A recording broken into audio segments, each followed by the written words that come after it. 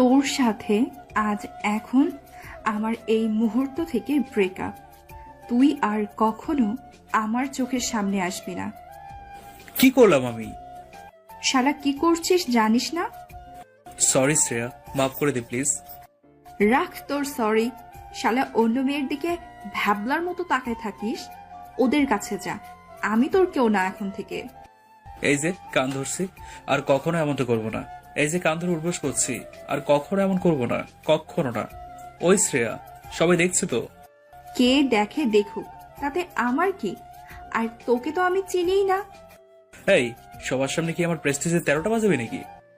থাক, তুই তোর প্রেস্টিজ নিয়ে। আমি গেলাম, আর আমার সামনে যেন তোরে না দেখি।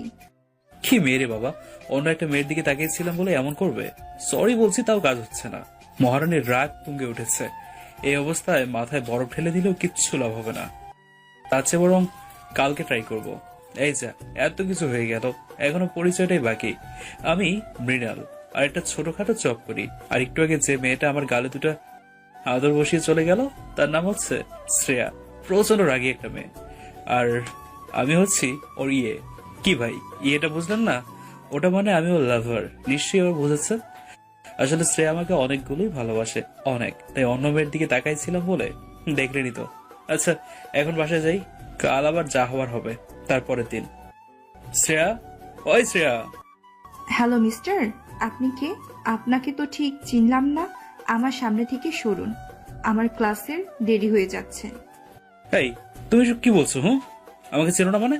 দেখো, কালকের জন্য আমি রিয়েলি সরি। কি হাজব, আপনাকে আমি চিনি না, আমাকে কেন সরি বলছেন? আপনি এখন এখান থেকে চলে যাবেন, নয়তো কলেজের সিকিউরিটিকে ডাকছি। ওই মেয়ে, মেজাজ গরম করা বেটা। কাল সারা রাত আমার ঘুম হয়নি। এটুকু বিষয়ের জন্য আমার সাথে এমন করছো কেন? আমার কাঁধ থেকে হাত নামান। নামাবো না। আমি কিন্তু সিকিউরিটিকে ডাকবো এখন। তুমি যা ইচ্ছে তাকে রাখতে পারো। আচ্ছা, হেল্প প্লিজ, হেল্প মি, কেউ বাঁচাও আমায়। হেল্প মি বলে জোরে জোরে চিৎকার করছে কলেজের সামনে। এ বাবা, এই মেয়ে তো সত্যি সত্যি ডাকলো দেখছি। আর কলেজের সিকিউরিটি গার্ড এখন আমার দিকে তেড়ে আসছে। আর এখানে থাকা ঠিক হবে না। এই শ্রেয়াকে ছেড়ে দিয়ে দিলাম একটা দৌড়।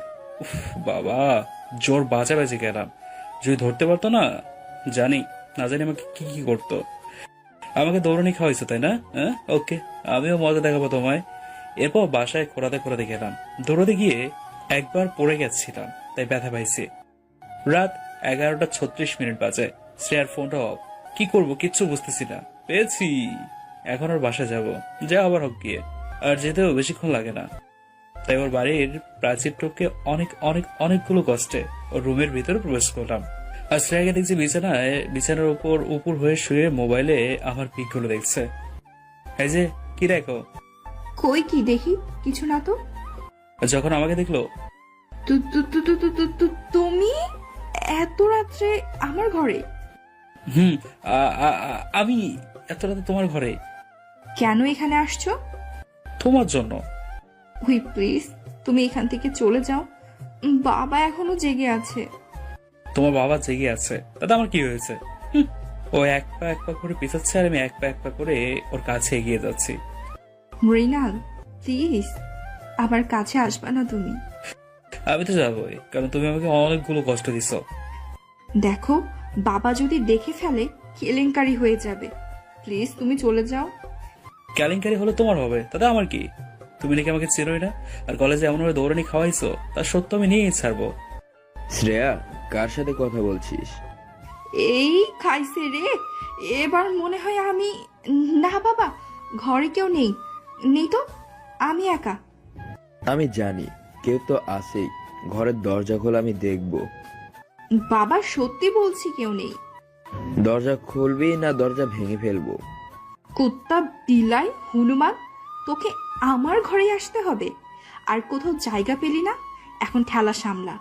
একদিকে বাবা আর একদিকে শয়তান তুই। কি করি এখন? এই চুপ, একদম চুপ, বাদর একটা। দেখো, আমার আর কি করার, তুমি তো আমার এড়িয়ে চলেছ, তাই আমি তোমার এখন কাছে। চুপ কর বেয়াদ্দপ, এখন আমি যা বলছি তাই কর। আমার খাটের নিচে লুকাই পড়। কি? খাটের নিচে? আমি পারবো না।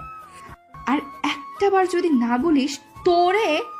তারপর শ্রেয়া আমাকে ওর খাটের নিচে ঢুকিয়ে দিল আর ও দরজাটা খুলে দিল। তোমাকে বলছি না বাবা, ঘরে কেউ নেই, দেখো। আমি জানি কেউ একজন তো আছেই, খাটের নিচে দেখতে হবে। ও মাগো, আমি মনে হয় এবার শেষ, মনে মনে বললাম। আর আমার অবস্থা পুরোই কেরোসিন।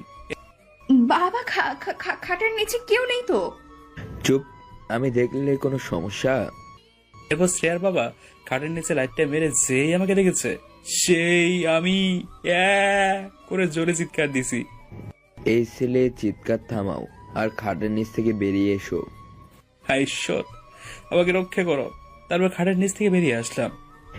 এই তুমি এত রাতে আমার মেয়ের ঘরে কেন? না মানে আঙ্কেল। এই ছেলে, তোমার নাম কি? জি জি জি, এই না তোতলিয়ে ভালো করে বলো। আমার নাম মৃণাল। কি করো তুমি? জি আঙ্কেল, একটা ছোটখাটো জব করি। আমার মেয়েকে কতদিন ধরে ভালোবাসো? না মানে ইয়ে, ওই ছেলে, আমার প্রশ্নের উত্তর দাও। 3 বছর থেকে। কি কি করতে পারবে আমার মেয়ের জন্য? সব করতে পারবো, মরতেও পারবো শ্রেয়ার জন্য। মৃণাল প্লিজ স্টপ, কি বলছো এগুলো? সত্যি বলছি শ্রেয়া।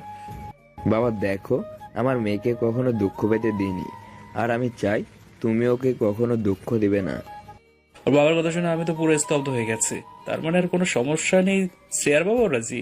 শ্রেয়ার বাবা ঘর থেকে চলে গেল আর আমি দরজাটা লক করে দিলাম আর এক পা করে ওর কাছে এগিয়ে যাচ্ছি।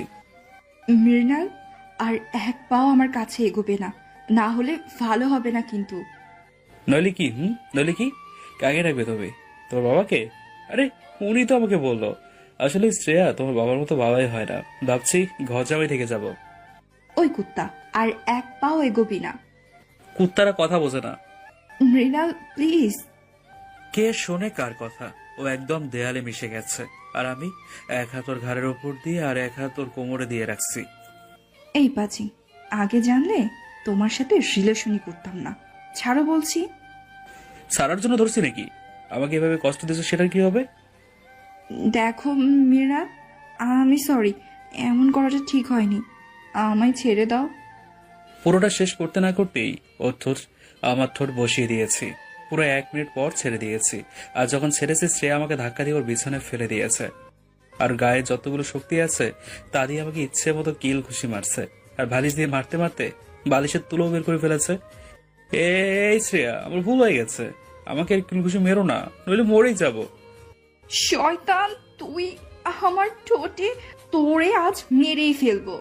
কিল ঘুষি মারতেই আছে, কোনো থামাথামি নেই। আমি অনেক কষ্ট করে ওকে বিছানায় ফেলে দিয়ে আবার ওর ঠোঁটে আবার ঠোঁট। ভাই, এবার ছেড়ে দিলে আর রক্ষে নাই, তাই সারা জীবন এভাবেই থাকতে চাই।